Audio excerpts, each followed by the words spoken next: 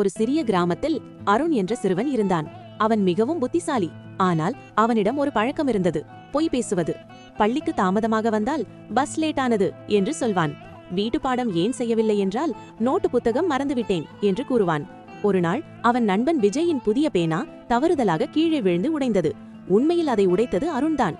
ஆனால் பயந்து அவன் சொன்னான், நான் இல்லை, யாரோ ஒருவர் உடைத்தார்கள்.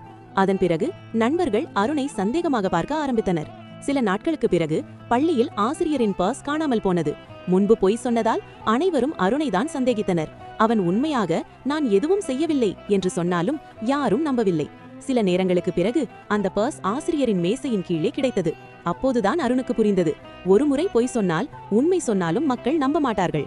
அந்த நாளிலிருந்து அருண் எப்போதும் உண்மையை மட்டும் பேச ஆரம்பித்தான்.